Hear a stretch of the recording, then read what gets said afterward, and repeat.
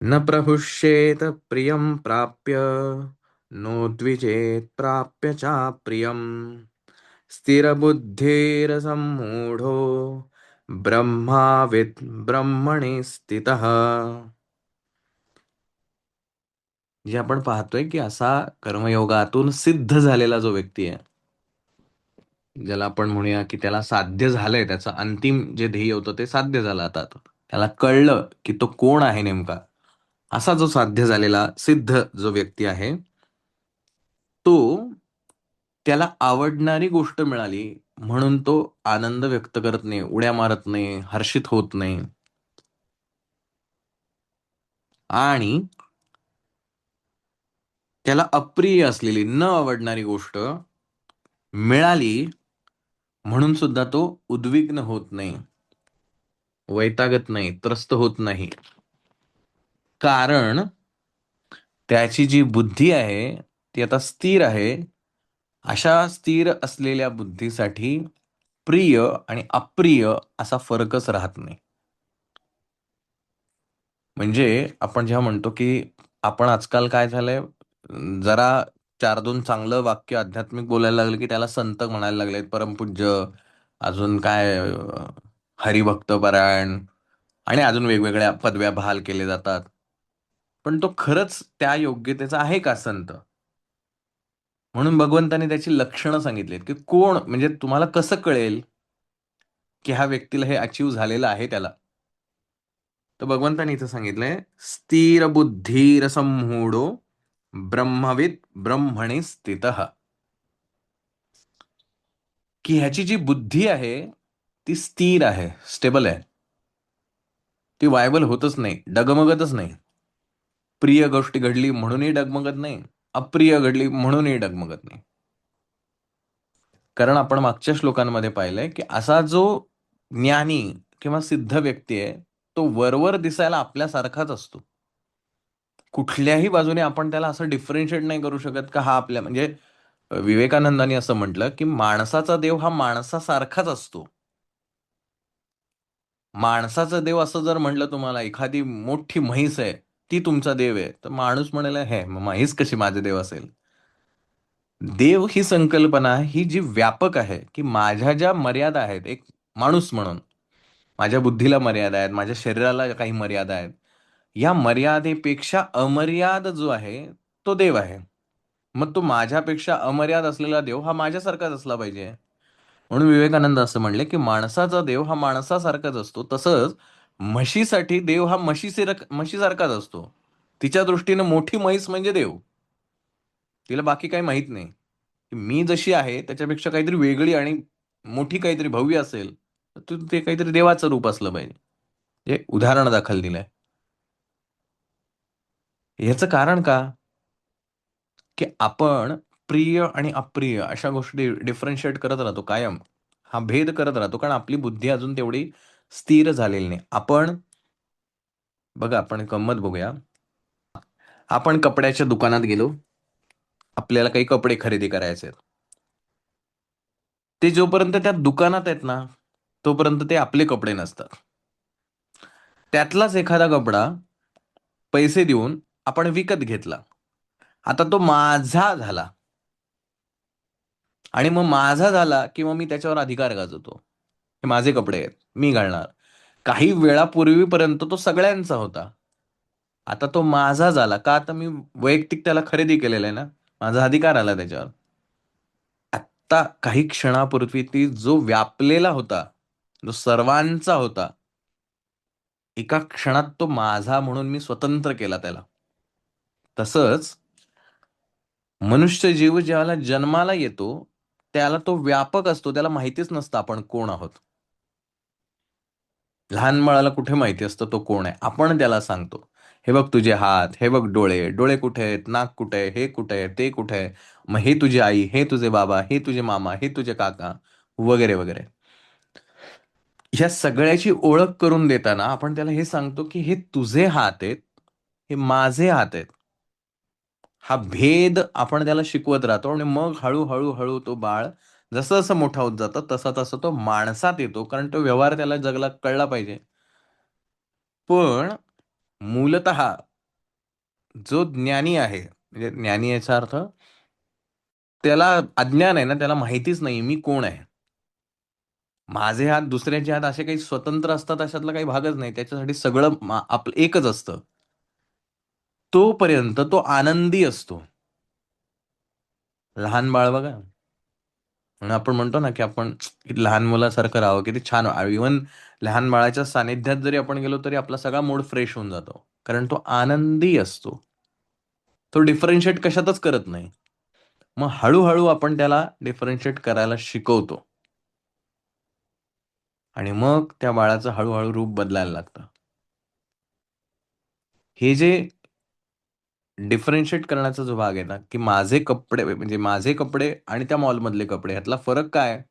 त्याच मॉलमधले मी खरेदी केलेले आहेत किंवा त्याच दुकानातनं मी खरेदी केलेले आहेत. पण जोपर्यंत ते मी विकत घेतले नव्हते तोपर्यंत ते माझे नव्हते. तसं मी जेव्हा जन्माला आलो, हळू जसं शिकत गेलो, तसं मला कळलं हे शरीर माझं आहे. मग हे शरीर एकदा मी माझं म्हणलं, की ह्याच्या व्यतिरिक्त जे सगळं असेल ते परक आहे. हे मन माझं आहे. मग ह्या मनाव्यतिरिक्तच्या ज्या काही भावना असतील, विचार असतील, ते सगळे परके आहेत. आणि इथून आपल्या आयुष्यातला दुःखाचा काळ सुरू होतो. कारण आपण स्वतःला स्वतंत्र मानायला लागतो. ह्याच्यासाठी एक छानसा दृष्टांत मागच्याही श्लोकामध्ये ज्ञानेश्वर माऊलींनी दिलाय. याही श्लोकासाठी माऊलींनी दिलाय. मागच्या श्लोकातला असा उदाहरण होता, दृष्टांत होता, की समुद्राची लाट ही समुद्रापेक्षा वेगळी नसतेच. परंतु दिसताना ती वेगळी वाटते. आणि म्हणून आपण त्याला पाण्याची लाट असं म्हणून त्याला समजतो. किंवा पाण्यावरती असलेला तरंग, मूलतः ते पाणीच आहे ना, वेगळं कुठे आहे काय? कितीही लाट मोठी आली तरी त्याच्यामध्ये पाणीच आहे, दुसरं काहीच नाही आहे. आपण कसेही असलो तरी सुद्धा आपण तेच आहोत. ह्याची ओळख मी विसरलोय, म्हणून माझा प्रॉब्लेम. माझ्या आयुष्यातली जी सगळं सुख-दुःख आहेत ती ह्याची आहेत. मग असा ज्याला ज्ञान प्राप्त झालंय, की मी आणि इतर ह्याच्यामध्ये भेदच नाहीये. हे सगळे एकच आहेत. असा ज्याला ज्ञान झालंय त्याची बुद्धी स्थिर आहे. तो असा भेद करत बसत नाही. हे चांगलं, हे वाईट. तो समुद्रकिनारी येता का फिरायला म्हणलं, "हां, चला की." मग डोंगरावर येता का? "हो, या, येतो की." काय हरकत आहे? दोन्हीकडे त्याच्यासाठी समानच आहे ना. पण आपण ज्यावेळेला सामान्य असतो त्याला आपण, "नाही, मला बीचवर जायला छान आवडतं. डोंगरांपेक्षा बीच मला छान आवडतं." कारण मी त्याच्यामध्ये भेद करतोय ना. डोंगरामध्ये ही गोष्ट आहे आणि बीचच्या ठिकाणी ह्या गोष्टी आहेत. मग माझं प्रिय आणि अप्रिय ह्या गोष्टी ठरलेल्या आहेत. जो सिद्ध झालाय, तो असा काहीच भेदाभेद करत नाही. हा माणूस, तो माणूस असा काही भेद करत नाही. वरवर पाहताना आपल्याला तो आपल्यासारखा वाटतो. दुसरं लक्षण सांगितलंय, स्थिर बुद्धीर सम्मूढो ब्रह्मविद ब्रह्मणी स्थितः. तो कायम 24 तास या ब्रह्म म्हणजे स्वतःच्या अस्तित्व जे आहे, हे मी नाहीच आहे. जे आहे तो तो आहे. या फेजमध्येच तो कायम असतो. हे त्याचं लक्षण आहे. तो कधीही स्वतःला त्याच्यापेक्षा म्हणजे त्या मेन सिस्टीमपेक्षा स्वतःला स्वतंत्र समजतच नाही. आणि स्वतंत्र समजणं म्हणजे अज्ञान आहे. मी त्याचाच आहे असं म्हणणं सुद्धा अज्ञान आहे. म्हणजे आपल्याकडे 3 स्टेजेस सांगितले आहेत. एक द्वैत, ड्युॲलिटी, 2 भाग. एक विशिष्ट अद्वैत आणि तिसरं जे आहे ते अद्वैत. जे हनुमंताला हा प्रश्न जेव्हा विचारला होता त्याच्यावर त्यांनी छान प्रकारे उत्तर दिलंय. ज्याला हनुमानाला विचारलं, "तू रामाचा कोण?" त्यावेळेला हनुमंतानी ह्या तिन्ही लेव्हलनी त्याचं उत्तर दिलंय, की तुम्ही कुठल्या रेफरन्सनी मला हा प्रश्न विचारताय त्याच्यावरती माझं उत्तर अवलंबून आहे. तिन्ही फेजमधलं तिन्ही उत्तर त्यांनी दिलं आणि अतिशय सुंदर प्रकारे दिलं. तसं भगवंतांनी ते सांगितलं आणि मग ज्ञानेश्वर माऊली त्याच्यावरती दृष्टांत देताना असं म्हणतात, "तरी मृगजळाचेनी पुरे, जैसेन लोटीजे का गिरीवरे, तैसा शुभाशुभी न विकरे, पातलिया जो." की अशी ज्याची बुद्धी स्थिर झाली आहे, कर्मयोगातून काय साध्य होणार आहे? हे साध्य होणार आहे. याच्यासाठी कर्मयोग करायचा आहे. कर्मविपाक वेगळा. दोघांमधला फरक लक्षात घ्या. माऊली असं इथे म्हणतायत, "तरी मृगजळाचेनी पुरे." आता मृगजळ म्हणजे काय आपल्याला सगळ्यांना माहिती आहे. जे खोटं आहे, फसवं आहे. जे वाटतं आपल्याला, की ते इथं तलाव आहे, जल आहे, पण ते तसं काही नसतं. ते मृगजळ आहे, फसव आहे. तरी मृगजळाचे नि पुरे म्हणजे मृगजळाचा पूर आलाय. आधीच मृगजळ खोटं, त्या खोट्या मृगजळाचा पूर आलाय. जैसे न लोटीजे का गिरीवरे, असं मृगजळाचा पूर जसा पर्वताला ढकलू शकत नाही. कारण मृगजळ खोटच आहे ना. किती का पूर येऊ, काय फरक पडणार नाही. जे खोटच आहे त्यांनी काय होणार आहे. असं मृगजळ डोंगराला लोटू शकत नाही तैसा, तस शुभाशुभी न विकरे, असा जो सिद्ध झालेला व्यक्ती आहे, त्याच्या आयुष्यात हे शुभ आणि अशुभ हे मृगजळा समान आहे. त्यामुळे त्याच्या आयुष्यात आनंदाच्या गोष्टी घडल्या म्हणूनही आणि अप्रिय अशुभ काही घडलं म्हणूनही तो कुठल्याही प्रकारच्या विकाराला बळी पडत नाही. त्याची आंतरिक बुद्धी हलत नाही, अस्थिर होत नाही. असा तो कर्मयोगातून सिद्ध झालेला व्यक्ती आहे. तोची तो निरुता समदृष्टी तत्वता, हरी म्हणे पंडुसुता, तोची ब्रह्म. परमेश्वराचा अनुभव घेणं, असं आपण ज्याला म्हणतो की मला महाराजांचा अनुभव आला. म्हणजे काय आलं बाबा तुला? मग तो काहीतरी चमत्काराच्या गोष्टी एकतर सांगेल किंवा दुसरं मला त्यांचं दर्शन झालं म्हणेल. मग स्वप्नात झालं म्हणेल, समोर दिसलं म्हणेल, आणखीन काय झालं म्हणेल. ह्या सगळ्या गोष्टींसाठी एकतर शरीराची किंवा मनाची कशाची तरी गरज आहे. कारण स्वप्नात मला पाहायचं म्हणजे मन असलं पाहिजे. कारण मन नसेल तर स्वप्नच पडणार नाही. आणि प्रत्यक्ष मला एखादा काही आयुष्यात चमत्कार घडावा असं जर होत असेल, तर त्यासाठी शरीराची गरज आहे. कारण ते पाहण्यासाठी डोळे तर पाहिजेत. कानावरती तुमच्या काहीतरी चांगली बातमी पडावी, ह्यासाठी कान तर पाहिजेत. म्हणजे शरीर आणि मन ह्या पलीकडे आपण अनुभवच घेत नाही. बघा बरं, पटतंय का तुम्हाला? आपण ज्याला परमेश्वराचा अनुभव म्हणून असं म्हणतो, तो अनुभव आपण केवळ शरीर आणि मन ह्या दोघांच्याच द्वारे बघतोय. बरोबर आहे का? तुमचा काही वेगळा अनुभव असेल किंवा मत असेल तर जरूर सांगा. विचार करा. आपण जे काही परमेश्वराचा अनुभव असं म्हणून जे म्हणतो, त्या सगळ्या फेजेस किंवा सगळ्या गोष्टीचा थोडासा विचार करा. ह्या सगळ्या गोष्टी ह्या शरीर आणि मन ह्याच्या रिलेटेडच कुठेतरी असतात. ह्याच्या पलीकडे आपण नाही करू शकत ती गोष्ट. बरोबर आहे? 3 जणांना तर ट्रू वाटलंय. ओके. चौथा 4, 5. बाकी ज्यांचं काय मत आहे? चिंतन करावं लागेल तुम्हाला. मी गीतेच्या पहिल्या सत्रापासून म्हणजे जयश्री मॅडमनी घेतलं पहिलं सत्र, त्यानंतर जेव्हापासून आपण सुरुवात झाली आहे, पहिल्यापासून एक वाक्य कायम म्हणत आलोय. कदाचित तुम्ही विसरला असाल जेव्हा, कारण पहिले सुरुवातीचे काही दिवस आपण सगळे नव्हता त्याच्यामध्ये सहभागी. पण मी म्हणलं होतं गीता सत्रामध्ये बुद्धीला हादरे बसणार आहेत. आत्तापर्यंत जे तुम्ही अनुभवलं असेल त्याला तडे पडणार आहेत. आणि काहीतरी अजब तुमच्या समोर येणार आहे. कदाचित ते भीतीदायक वाटू शकतं. अरे हे काय, मी आत्तापर्यंत ज्याची कल्पना करत होतो, ज्याला छान छान म्हणत होतो, ते सगळंच खोटं आहे असं म्हणायला लागले. पण तसंच आहे, कारण ती पुटं जोपर्यंत गळून पडणार नाही, तोपर्यंत आतली गोष्ट जी ओरिजिनल आहे, ती कशी बाहेर येणार? म्हणजे आपल्याला माहिती आहे आता काही वर्षांपूर्वी त्या सप्तशृंगी मातेची सगळी वरची जी पुटं होती, ती गळून पडली किंवा ती पडली आणि मूळ ते त्याचं जे रूप आहे ते दिसायला लागलं. इतक्या वर्ष आपण जे वरचं जे आधीची पुटं असलेलं जे रूप होतं तेच खरं मानत होतो आणि तेच किती सुंदर आहे असं म्हणत होतो. आणि जेव्हा आतलं मूळ रूप दिसायला लागलं, ते म्हणे, "अरे ते पहिल्यापेक्षा हेच अधिक सुंदर आहे." पण आपल्याला तेव्हा कुठं माहिती होतं आतमध्ये असं पण काही आहे. सो पुटं पडल्याशिवाय ते आतलं रूप कसं दिसणार आहे? त्यामुळे इथं बुद्धीला हादरे पडणार आहेत. मग मला एक सांगा, हा जर अनुभव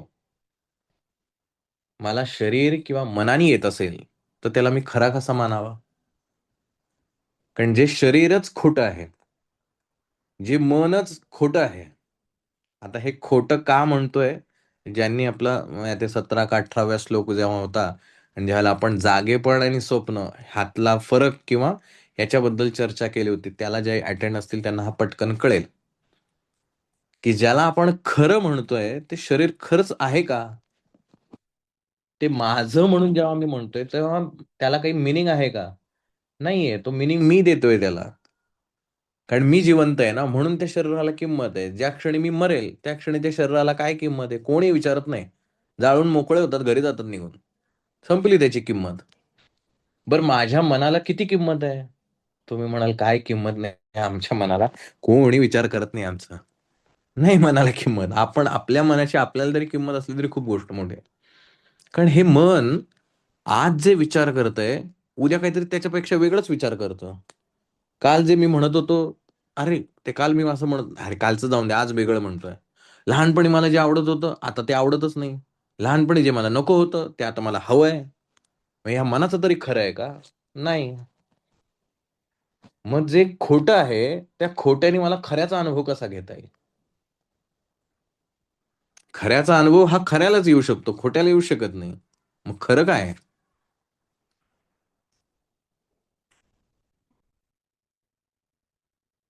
हे मन आणि शरीर हे खोटं आहे, कारण ते इतकंच चेंज होतंय, ज्याची मला कल्पना सुद्धा नाहीये. जर ते खोटं असेल, तर खोट्याने त्या खऱ्या परमेश्वराचा अनुभव मला येईलच कसा? बरं खऱ्या परमेश्वराचा अनुभव घेण्यासाठी आपण जे मागे एक त्रिपुटी पाहिली होती बघा.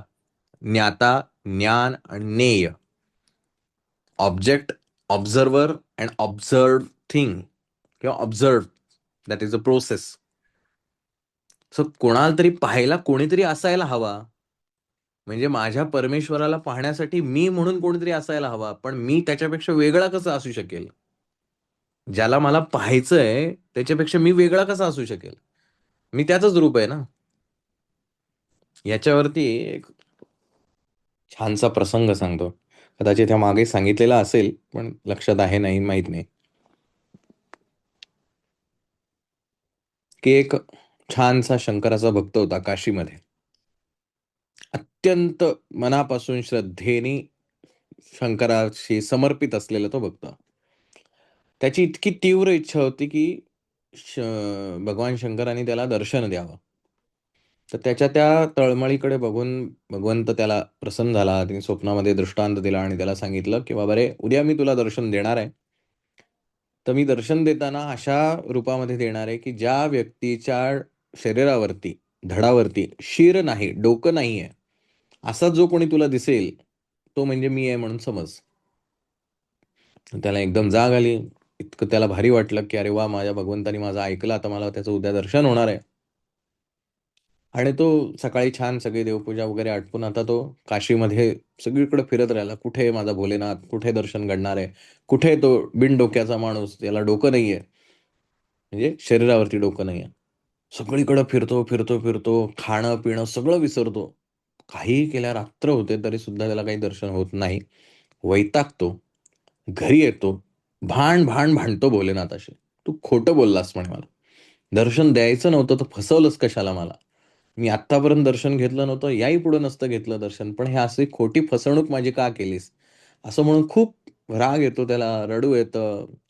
आपल्याला नाहीच दर्शन होणार आहे, आपण त्या लायकच नाही आहोत वगैरे, वगैरे असं सगळं हे होतं आणि त्याच ह्याच्यामध्ये तो थकून झोपतो. झोपल्यानंतर पुन्हा त्याला भगवान शिवाचा दृष्टांत होतो आणि ते म्हणतात, "अरे, काय झालं का तुला दर्शन? मी भेटलो तुला येऊन." तर तो स्वप्नातच त्यांच्याशी भांडायला लागतो. "काही नाही," म्हणे, "तुम्ही मला फसवलं, सगळं झालं." तो म्हणतो, "मी कुठं फसवलं?" मग तो म्हणे, "तुम्ही काय म्हटला ज्याच्या धडावरती शरीर नाही अशा व्यक्तीच्या रूपात मी तुला दर्शन देणार आहे. पण आज दिवसभरात मला असा एकही व्यक्ती भेटलेला नाही." ते म्हणतो, "अरे बाळा, तू तुझं डोकं पाहू शकलास का? आपल्या डोळ्यांनी आपल्याला आपलं तोंड दिसत नाही. आपल्याला त्यासाठी प्रतिमा पाहावी लागते, आरशात पाहावं लागतं, पाण्यात पाहावं लागतं, कुठेतरी रिफ्लेक्शन पाहावं लागतं. तेव्हा आपल्याला दिसतं." मग ते म्हणलं, "तुझ्या डोळ्यांनी तुला तुझा चेहरा दिसला का?" "नाही दिसला," म्हणे. "मग मी तिथंच होतो. तू बघ बाकी बाहेर शोधत बसला. तो तुझा प्रॉब्लेम आहे, माझा नाही." म्हणजे खोटं आहे. जे शरीर आणि मन खोटं आहे, त्याने मला त्या खऱ्याचं दर्शन कसं घडणार? म्हणून इथे जे म्हटलंय, की "तोची तो निरुता समदृष्टी तत्वता हरी म्हणे पंडुसुता तोची ब्रह्म."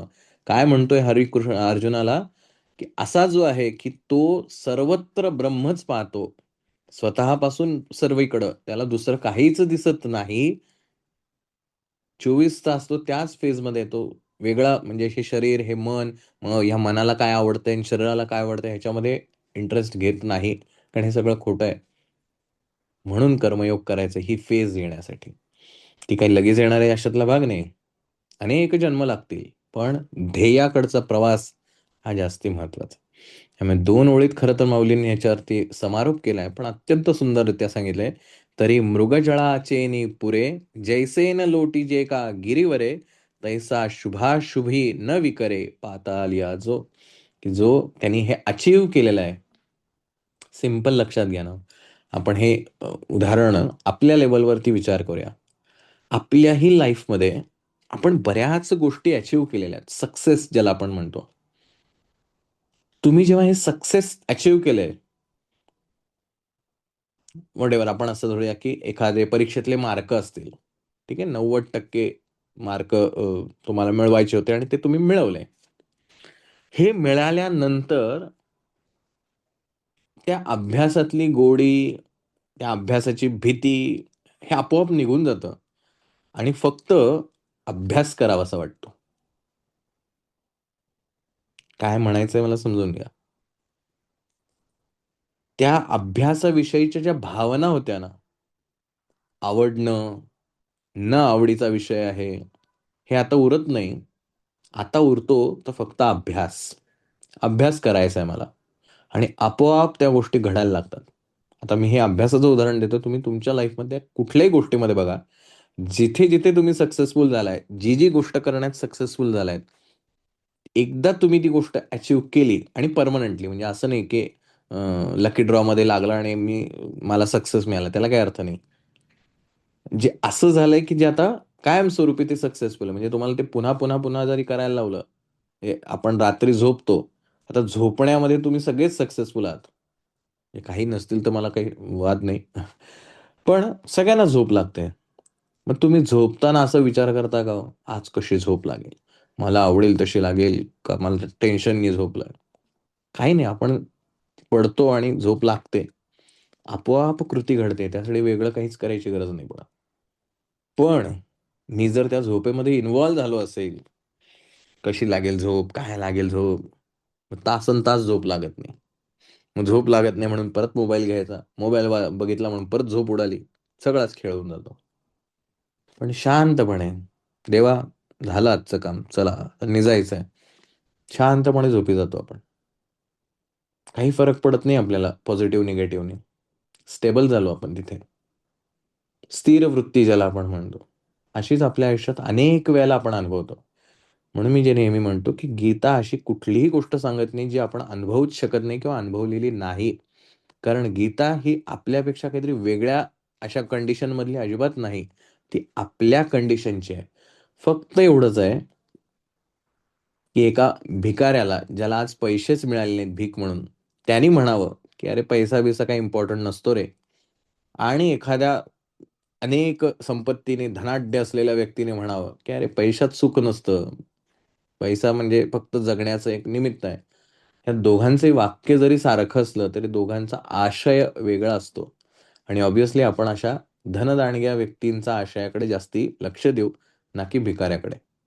एवढाच फरक असतो. बाकी गीता आपल्या जीवनातलेच अनुभव फक्त वेगळ्या पद्धतीने मांडते. एवढाच काय तो फरक आहे. म्हणून गीतेचा अभ्यास म्हणजे केवळ गीतेचं वाचन नव्हे.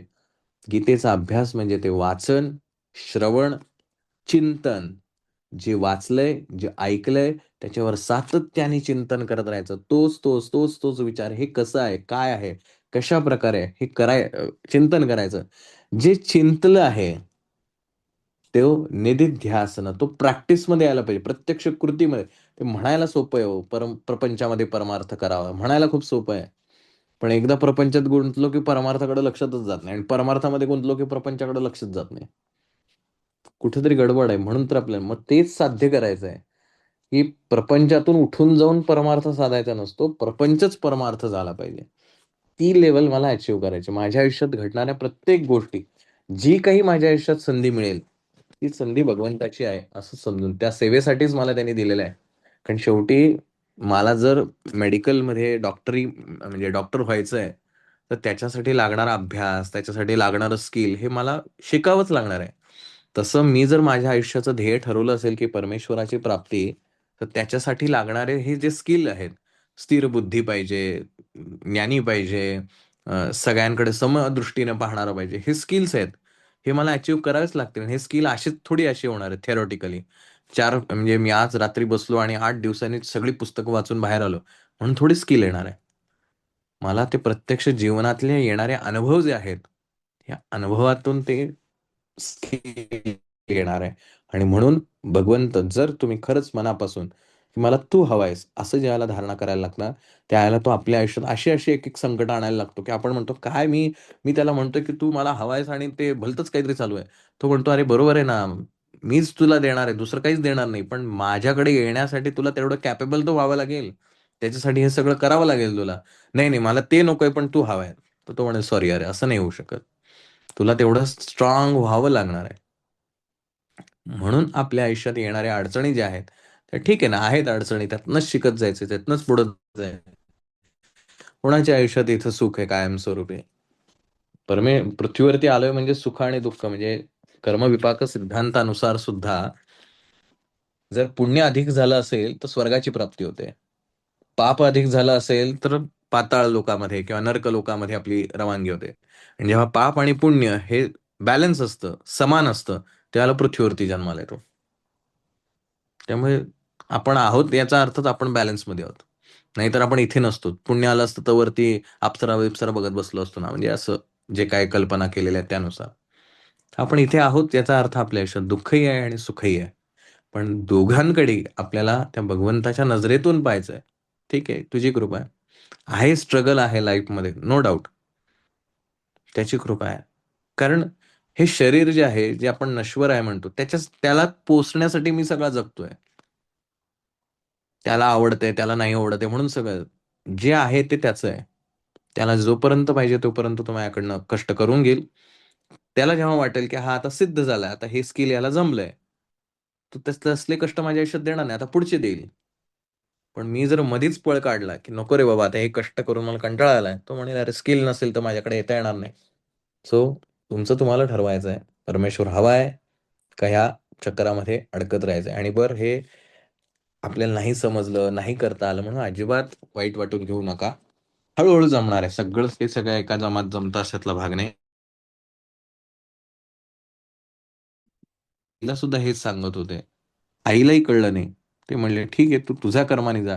मला माझं ध्येय गाठायचं आहे." आणि महाराजांनी संन्यास घेऊन काशीला किंवा पुढच्या यात्रेला निघाले. इतकं सोपं पण नाहीये. त्यामुळे आपण फक्त काय करायचं, मगाशी जे सुरुवातीला मी ड्रायव्हरवर विश्वास ठेवलाय, गाडीत जाऊन बसायचं, तिकीट फाडायचं आणि गप बसून झोप काढायची. तो नेणार बरोबर आपल्याला. जेव्हा भूक लागायची वेळ येईल तेव्हा तो बरोबर म्हणेल, "थांबा, आता मी थांबवलंय हॉटेलवरती, जेवण करा, नाश्ता करा, मग पुढे जाऊया आपण." सगळी काळजी घ्यायला तो समर्थ आहे. फक्त त्याला एवढंच सांगायचं, "तू मला सोडून जायचं नाही. तुझ्या गाडीत बसलंय, तिकीट काढलंय, तुझी जबाबदारी मला तिथपर्यंत नेण्याची." असा जर आपण प्रवास केला, तर निश्चित आपल्या प्रवासाची जबाबदारी त्याच्यावरती आहे. त्यामुळे आलेल्या सुख आणि दुःख ह्या दोन्हींची जबाबदारी तो घेतो आणि त्यातनं सही सलामत आपल्याला मूळ ध्येयाकडे घेऊन जातो. कारण जे आपल्या हातात नाही, त्याच्यावरती विचार करण्यात काही अर्थ नाही आणि जे आपल्या हातात आहे, त्याच्यासाठी प्रयत्न केल्याशिवाय गत्यंतर नाही. माझ्या आयुष्यात उद्या काय घडणार आहे, मला थोडी माहिती आहे. म्हणजे व्यवहाराचा एक नियम असा आहे, विज्ञानही हे सांगतं, की एखादी गोष्ट म्हणजे तुम्हाला असं म्हटलं, की एक ग्लास भरून तुम्हाला ज्यूस दिलाय आणि तो तुम्हाला प्यायचा आहे. थोडा-थोडा प्या, एका दमात प्या, तुम्हाला जसं पाहिजे तसं करायचं. तुम्ही अगदी एक-एक सिप घेत जरी, एक-एक घोट घेत जरी तो पीत राहिला, तरी तो संपणार आहे ना. तुम्ही असं नाही म्हणू शकत, मी एका दमात नाही पिणार, मी एक-एक घोट पिणार, पण तो संपला नाही पाहिजे. असं नाही होणार. जेवढं पिणार तेवढं संपणार. आपल्या ती कमी होत जाणार, वाढणार कशी? पुण्य माझ्या आयुष्यात होतं, त्याच्यानुसार माझ्या आयुष्यात सुख येतंय. पुण्य कमी होणार आहे. वाढेल कसं? पाप आहे, मी भोगलंय, भोगतोय, कमी होणार आहे. वाढेल कसं? म्हणून जे काही मागचा बँक बॅलन्स आहे, ठीक आहे, ॲग्री आहे, ॲक्सेप्टेड आहे. पुढचा बँक बॅलन्स मला विचार करून करायचा आहे, कारण तो माझ्या हातात आहे. मागचा काय होता तेव्हा मला अक्कल नव्हती, मूर्ख होतो मी. 84 लक्ष योनीत आपण काय काय केलेलं आहे कोणास ठाऊक. नाही माहिती. ठीक आहे ना, जे आहे ते आहे, ऍक्सेप्टेड. पुढे काय करायचंय ते माझ्या हातात आहे. मी त्याच्यावरती फोकस करायचा, जेवढा प्रयत्न करेल तेवढा करायचा. आणि म्हणून आपल्या सगळ्या संतांनी सांगितलं, बाबा रे, हे जेवढं वाटतं तेवढं सोपं नाही. मग काय करा? सोपं घ्या. जसं त्या रामायणातलं भाग आहे, की ज्याला प्रभू रामचंद्रांना ती नदी ओलांडायची आहे, त्याला ते काय करतात? नावड्याला हाताशी धरतात. त्याला सांगतात, या तीरावरनं त्या तीरावर सोड. प्रभू रामचंद्र जे संपूर्ण विश्वातील सगळ्या लोकांना पहिल्या तीरावरून आयल्या तीरावर सोडतात, त्यांना एका किनाऱ्यावरून दुसऱ्या किनाऱ्यावरती व्यावहारिक जगतामध्ये सोडण्यासाठी एका नावाड्याची गरज आहे. ते असं म्हणले का, नाही मी इथंच थांबणार आता, काही मला नावाडी नकोय, कोणाची मदत घेणार नाही, पण मी इथून चमत्कार करून तिकडे जाईल? नाही. साधनांची गरज आहे. साधनांची गरज उद्दिष्टापर्यंत जाण्यासाठी आहे. मग आपल्या सगळ्या संतांनी आपल्याला उत्तम साधन दिलंय, नामस्मरण. या नामस्मरणाचा आधार घ्या. मग आपल्या आयुष्यातला आनंद आणि आपल्या आयुष्यातले दुःख दोन्ही आपण सहज पुढे घेऊन जाऊ. कितीही टेन्शन आलं, नामस्मरण चालू ठेवायचं. बरं, उद्या मरण जरी आलं, काय हरकत आहे? जे खोटंच आहे, पिक्चर मध्ये एखादा माणूस मेला म्हणून आपण रडत बसतो का? नाही, ते खोटं आहे. तसंच मला जर कळलं एकदा की माझं आयुष्य खोटं आहे, तर मेलं तर मेलो, काय फरक पडतोय त्यांनी? पण माझं नामस्मरण चुकता कामा नये, कारण ते साधन आहे जे मला साध्यापर्यंत घेऊन जाणार आहे. म्हणून सेवा, उपासना, साधना या नियमाने कराव्या लागतात, सातत्याने कराव्या लागतात.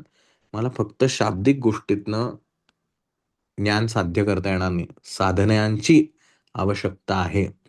म्हणून सगळ्या संतांनी, कुठल्याही संतांकडे तुम्ही बघा, वारीसारखं साधन दिलं, नामस्मरणाचं साधन दिलं. जे कुठलं तुम्हाला जमेल ते साधन करा. जपजाप्य तुम्हाला जमतो, तुम्ही जास्ती बौद्धिक आहात, जपजाप्य करा. कर्मकांड का वाटतंय तुम्हाला, तिकडे इंटरेस्ट आहे, ते करा. काहीही करा, साधन वापरा, पण उद्दिष्टासाठी साधन वापरा. नाही तर होडी दिली या किनाऱ्यावरनं त्या किनाऱ्यावर जायला, आणि होडीत बसलं, छान वाटलं म्हणून बसलाय फिरत इकडं, जातच नाही पलीकडं, मग उपयोग नाही, मग ते साधन व्यर्थ गेलं. तसं माझ्याकडे जे साधन आहे, कर्मकांडाचं असो, नामस्मरणाचं असो, ध्यानाचं असो, कुठलंही असो, उद्दिष्ट एकच आहे, तिथं पोचायचं. मग ते तिथपर्यंत पोहोचण्यासाठी साधन आहे. एकदा तिथपर्यंत पोहोचलं की साधन सोडून द्यायचं. तसंच हे भगवंताचा आपला प्रवास आहे. 90 दिवसांचा आपला आठवड्यांचा प्रवास हा जवळपास आपला आज पूर्ण झाला. आणि ह्या प्रवासामध्ये आपण जे जे काही अनुभवलं असेल ते निश्चित आपल्या वहीमध्ये जरूर उतरवत जा, डायरीमध्ये, स्वतःसाठी म्हणून. कारण आपल्याला जेव्हा आपण हा प्रवास जसा जसा पुढे जात जाऊ, तसं तसं तुम्हाला कळेल की तुम्ही खरंच किती बदललाय. सुरवंटाचं फुलपाखरू होतं हे आपल्याला माहिती आहे, म्हणून ते आपल्याला सोपं वाटतं. पण ज्या सुरवंटाचं फुलपाखरू होतं, त्या सुरवंटाला कळतं की आपण कुठे होतो आणि आता कुठे पोहोचलोय. त्यातला आनंद जो आहे, तो त्या फक्त सुरवंटाला माहिती आहे. कारण संघर्ष त्याचा होता. त्याने घेतला संयम त्याचा होता. जे काय 15-16 दिवस त्या कोशामध्ये राहायचंय त्याला, ते करत असताना श्वास कोंडून ठेवायचा आहे, खाणं-पिणं सगळं बंद करायचं. सगळा जो कंट्रोल आहे आत्मनियमनाचा, तो सगळा कंट्रोल त्या सुरवंटाने सहन केलाय. आणि त्या सगळ्या संघर्षातून एक सुंदर असं फुलपाखरू जन्माला आलंय. भले त्याचं आयुष्य पुढचे काही दिवसांचं आहे, पण तो अत्यंत आनंदाने विहार करत असतो. तसं आपण जेव्हा हे डायरीत नोट करत जाऊ, काय घडत गेलं आपल्या आयुष्यात, आणि जेव्हा मागे वळून पाहाल, कदाचित त्या डायरीची किंमत तुमच्याशिवाय जगातल्या कोणालाही कळणार नाही. पण तुम्हाला नक्की माहिती असेल हे काय घडलंय. ही फक्त पानं नाही आहेत, हे माझं आयुष्य आहे. आणि हा पलटणारा जो प्रवास आहे, तो पुढच्या येणाऱ्या आयुष्यामध्ये तुम्हाला आनंद देईल. तो आनंद किती दिवसांचा आहे ह्याच्याकडे अजिबात विचार करू नका. पण त्या आनंदाने विहार करता यायला पाहिजे. यासाठी हा सगळा प्रवास आहे. आणि जो हे आपल्या उपनिषदांनी सांगितलेले माध्यम आहे, श्रवण, मनन, निधिध्यासन, याला अल्टरनेटिव्ह नाही, पर्याय नाही. ऐकत राहा, नुसतंच ऐकत राहायला, काहीच चिंतन केलं नाही, व्यर्थ आहे ऐकणं. नुसतंच चिंतन केलं, त्याचं प्रत्यक्ष कृतीमध्ये काहीच केलं नाही, व्यर्थ चिंतन आहे. मग ओव्हर थिंकिंग व्हायला लागेल. म्हणून आपण जे टास्क जे म्हणतोय किंवा हे आपल्याला करायचं आहे, टास्क हा आपण फार वेगळा शब्द आहे, पण ही सेवा आपली किंवा आपलं लर्निंग आहे, शिक्षण आहे, की मला हे करायचं आहे, हा प्रवास अनुभवायचा आहे. जसा स्वतःमध्ये अनुभवतोय तसा इतरांमध्ये तो करता येतोय का? ते तुकाराम महाराज म्हणले तसं, की मी चिंतन करतोय, पण इतरांना चिंतन करण्यास मी प्रवृत्त करू शकतोय का? रिॲलिटीकडे घेऊन जाणार, सत्याकडे घेऊन जाणार चिंतन. खोटं खोटं नको. काय तुम्ही कुठलं शिक्षण निवडलंय, तुम्हाला बघा कुठलं करिअर, हे चिंतन नाही आपल्याला त्याला शिकवायचं. आपल्याला शिकवायचं आहे आत्मचिंतनाचा भाग. तर या दृष्टीनं आपण हा प्रयत्न करूया. आणि अर्थात आत्ता काहीच मी सांगत नाही, पण निश्चित तुम्हाला ह्या प्रवासातून जो आनंद मिळेल तो अवर्णनीय असेल. तुम्ही कोणालाही सांगू शकणार नाही आनंद. भले सांगितला तरी तो कळणार नाही. पण तुमचं तुम्हाला कळेल काय घडलंय. या प्रवासासाठी सज्ज व्हा. आज 20 डिसेंबर आहे. अजून 10 दिवस आहेत तुमच्या हातात. 10 दिवसामध्ये शोधा अशी माणसं, असे प्रसंग, असे ठिकाणं जिथं तुम्हाला हे साध्य करता येईल. आणि 1 जानेवारीपासून कामाला लागायचं. 31 डिसेंबर 2026 पर्यंत किमान एक व्यक्तीमध्ये तरी असं परिवर्तन घडवण्यासाठी आपण प्रयत्न करूया. बाकी भगवंताची इच्छा. आणि जमेल नाही जमेल ह्याचा विचार करू नका, पण प्रयत्न करणं एवढं आपल्या हातात आहे.